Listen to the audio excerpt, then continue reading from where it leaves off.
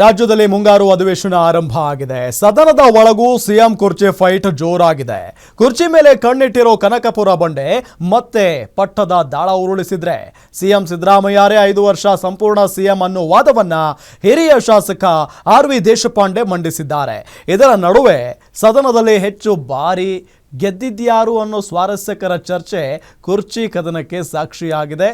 ಈ ಕುರಿತು ಒಂದು ವರದಿ ಇಲ್ಲಿದೆ ನೋಡಿ.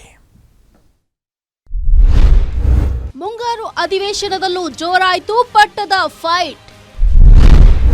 ಸದನ ಕದನದಲ್ಲಿ ಕನಕಪುರದ ಬಂಡೆಯಿಂದ ಕುರ್ಚಿಗೆ ಕ್ಲೈಮ್ಯಾಕ್ಸ್.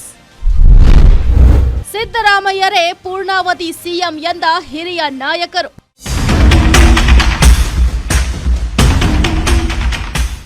ರಾಜ್ಯದಲ್ಲಿ ಕಳೆದೊಂದು ವರ್ಷದಿಂದ ಸಿಎಂ ಬದಲಾವಣೆಯ ಕೂಗು ಜೋರಾಗಿಯೇ ಕೇಳಿ ಬರ್ತಿದೆ. ಕನಕಪುರದ ಬಂಡೆ, DCM DK Shivakumar power sharing ವಿಚಾರವನ್ನ ಪದೇ ಪದೇ ಪ್ರಸ್ತಾಪ ಮಾಡ್ತಿದ್ದಾರೆ. ಈ ಮೂಲಕ ಸಿಎಂ ಕುರ್ಚಿ ಕ್ಲೈಮ್ ಮಾಡ್ತಲೇ ಇದ್ದಾರೆ. ಈ ಪಟ್ಟದ ಫೈಟ್ ಈಗ ಮುಂಗಾರು ಅಧಿವೇಶನದಲ್ಲೂ ಕೂಡ ಭಾರೀ ಸದ್ದು ಮಾಡ್ತಿದೆ. ಡಿಸಿಎಂ ಡಿಕೆ ಶಿವಕುಮಾರ್ಗೆ ಸಿಎಂ ಸಿದ್ದರಾಮಯ್ಯ ಟಕ್ಕರ್ ಕೊಡುವ ಕೆಲಸ ಮಾಡಿದ್ರು. ಸಿಎಂ, ನಾನು ಕೇಂದ್ರದ ರಾಜಕೀಯಕ್ಕೆ ಹೋಗಲ್ಲ, ನಾನು 9 ಬಾರಿ ಚುನಾವಣೆ ಎದುರಿಸಿದ್ದು, 2 ಬಾರಿ ಜನ ನನ್ನನ್ನ ತಿರಸ್ಕಾರ ಮಾಡಿದ್ರು. ಆಸೆ ಇರಬೇಕು, ಆದ್ರೆ ದುರಾಸೆ ಅಲ್ಲ ಅಂತ ಹೇಳಿದ್ದಾರೆ. ಇನ್ನ ಈ ವೇಳೆ ಮಾತನಾಡಿದ ಡಿಸಿಎಂ ಡಿಕೆ ಶಿವಕುಮಾರ್, ನಾನು ಕೂಡ 8 ಬಾರಿ ಚುನಾವಣೆ ಗೆದ್ದಿದ್ದೀನಿ. SM Krishna, H K. ಪಾಟೀಲ್, ಬಸವಲಿಂಗಪ್ಪ ಜೊತೆ ಕೆಲಸ ಮಾಡಿದ್ದೀನಿ. ನಮಗೂ ಬಿಸಿ ರಕ್ತ ಇದೆ, ಅದನ್ನ ಎಲ್ಲಿ ಬಳಸಬೇಕು ಅಲ್ಲಿ ಬಳಸ್ತೀವಿ ಅನ್ನುವ ಮೂಲಕ ತಮ್ಮ ಸಿಎಂ ಆಸೆಯನ್ನ ಬೆಚ್ಚಿಟ್ಟಿದ್ದಾರೆ. ಮೊದಲಿತ್ತು ಹಂಗೆ ಪಾರ್ಲಿಮೆಂಟ್ಗೆ ಒಂದ್ಸಾರಿ ಹೋಗ್ಬೇಕು ಅನ್ನೋದಿತ್ತು, ಈಗ ಅದಿಲ್ಲ. 2 ಸಾರಿ ಜನ ನನ್ನನ್ನು ರಿಜೆಕ್ಟ್ ಮಾಡಿ ನೀವು ಡೆಲ್ಲಿಗೆ ಹೋದ್ರೆ ನಾವು ಆರಾಮದಿಂದ ಬದುಕಬಹುದು ಅನ್ನೋದ್ರಿಂದ ನಿಮ್ಮ ಗೌರವದಿಂದ ಡೆಲ್ಲಿ ಕ್ರಾಸ್ ಹಾಕ್ಬೇಕಂತ ವಿಚಾರ ಮಾಡಕತ್ತೆ. 2 ಸಾರಿ ನನ್ನನ್ನು ರಿಜೆಕ್ಟ್ ಮಾಡಿಬಿಟ್ಟಿದ್ದಾರೆ ಲೋಕಸಭೆಗೆ ಬರಬೇಡಿ ಅಂತ.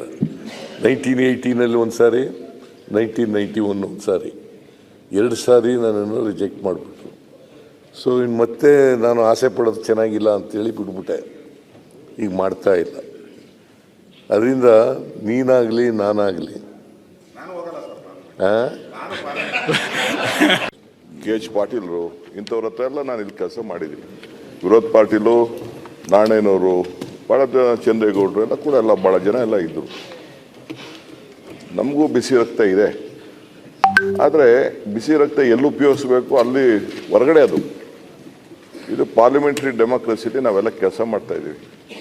ನಾನೇನು ಗ್ರಾಜ್ಯುಯೇಟ್ ಏನಲ್ಲ ಡಾಕ್ಟರ್ ಅಧ್ಯಕ್ಷರೇ, ನಾನು ಗ್ರಾಜ್ಯುಯೇಟ್ ಏನಲ್ಲ. ನಾನು ಗ್ರಾಜ್ಯುಯೇಟ್ ಆಗಿದ್ದು 47ನೇ ವಯಸ್ಸಿಗೆ ಓಪನ್ ಯೂನಿವರ್ಸಿಟಿಲಿ. ಅಂಥ ದೊಡ್ಡ ಎಜುಕೇಷನ್ ಬ್ಯಾಕ್ಗ್ರೌಂಡಲ್ಲಿ ನಾನು ಬರಲಿಲ್ಲ. ನಾನು ಸಿಎಂ ಸಿದ್ದರಾಮಯ್ಯ ಆಪ್ತ ಬಣ ಮತ್ತು ಡಿಸಿಎಂ ಡಿಕೆಶಿ ಬಣದ ನಡುವೆ ಪೈಪೋಟಿ ನಡೀತಿದೆ. ಇದರ ನಡುವೆ ಸದಾ ಸಿಎಂ ಪರ ಬ್ಯಾಟಿಂಗ್ ಮಾಡ್ತಿದ್ದ ರಾಜಣ್ಣ ವಜಾ ಆಗಿರೋದು ಕಾಂಗ್ರೆಸ್ ಪಾಳ್ಯದಲ್ಲಿ ಸಂಚಲನ ಸೃಷ್ಟಿ ಮಾಡಿದೆ. ಹೀಗಾಗಿ ರಾಜ್ಯದಲ್ಲಿ ನಡೀತಾ ಇರುವ ಪಟ್ಟದ ಕಾಳಗ ಮತ್ತೊಂದು ತಿರುವನ್ನ ಪಡೆದುಕೊಂಡಿದೆ. ಇನ್ನು ಇದೇ ವಿಚಾರಕ್ಕೆ ಸಂಬಂಧಪಟ್ಟಂತೆ ಹಿರಿಯ ಶಾಸಕ ಆರ್.ವಿ. ದೇಶಪಾಂಡೆ ಕೂಡ, ನಾನು ಸೀನಿಯರ್ ಶಾಸಕ, ಶಿರಾ ಶಾಸಕ ಟಿ.ಬಿ. ಜಯಚಂದ್ರ ಕೂಡ ಹಿರಿಯರು, ಹಲವು ಸಿಎಂಗಳ ಜೊತೆಗೆ ಕೆಲಸ ಮಾಡಿದ್ದೀವಿ, ಅದರ ಅನುಭವ ನಮಗೆ ಇದೆ. ಆದ್ರೆ ಸದ್ಯ ಸಿಎಂ ಸಿದ್ದರಾಮಯ್ಯ ಪೂರ್ಣಾವಧಿ ಸಿಎಂ ಆಗಿದ್ದಾರೆ. ಕೃಷ್ಣ ಅವರು, ಧರ್ಮಸಿಂಗ್ ಅವರು ಬಹಳ ಸಜ್ಜನರು. ಎಸ್.ಎಂ. ಕೃಷ್ಣ ಸಾಹೇಬ್ ಆದರ್ಶವಾದ ಮುಖ್ಯಮಂತ್ರಿಗಳು. ಸಿದ್ದರಾಮಯ್ಯ ಅವರು, ಹಾಗಾಗಿ ಸಿದ್ದರಾಮಯ್ಯನೂ ಸಹ ಮುಖ್ಯವಾಗಿ ಬಡವರ ಪರವಾಗಿ, ಹಿಂದೂ ಜನಾಂಗ ಪರವಾಗಿ ಹೆಚ್ಚಿನ ಚಿಂತನೆ ಇದ್ದು ಹಲವಾರು ಕಾರ್ಯಕ್ರಮ ತಂದಿದ್ದಾರೆ, ಅಭಿವೃದ್ಧಿ ಕೆಲಸ ಮಾಡಿದ್ದಾರೆ. 5 ವರ್ಷ ಮುಖ್ಯಮಂತ್ರಿ ಮಾಡಿ ಈ ಪುನಃ 5 ವರ್ಷ ಮುಗಿಸ್ಲಿಕ್ಕೆ ಪ್ರಯತ್ನ ಮಾಡ್ತಾ ಇದ್ದಾರೆ. ಹೈಕಮಾಂಡ್ ಕೂಡ ಅವರನ್ನ 5 ವರ್ಷಕ್ಕೆ ಮುಖ್ಯಮಂತ್ರಿಯನ್ನಾಗಿ ಆಯ್ಕೆ ಮಾಡಿದೆ ಅಂತ ಹೇಳುವ ಮೂಲಕ ಕುರ್ಚಿ ಕಾಳಗಕ್ಕೆ ಬ್ರೇಕ್ ಹಾಕಲು ಮುಂದಾದ್ರು. ರಾಜ್ಯದ ಮುಖ್ಯಮಂತ್ರಿಯಾಗಿ ಸಿದ್ದರಾಮಯ್ಯ 2 ವರ್ಷ ಅಧಿಕಾರ ಪೂರೈಕೆ ಮಾಡಿದ್ದಾರೆ. ಹೀಗಾಗಿ 50-50 ಪವರ್ ಶೇರಿಂಗ್ ವಿಚಾರವನ್ನ ಡಿಸಿಎಂ ಡಿಕೆ ಶಿವಕುಮಾರ್ ಪದೇ ಪದೇ ಪ್ರಸ್ತಾಪ ಮಾಡ್ತಾನೆ ಇರ್ತಾರೆ. ಇದೀಗ ಮುಂಗಾರು ಅಧಿವೇಶನದಲ್ಲಿಯೂ ಕೂಡ ಪಟ್ಟದ ಫೈಟ್ ಜೋರಾಗಿ ಸದ್ದು ಮಾಡಿದೆ.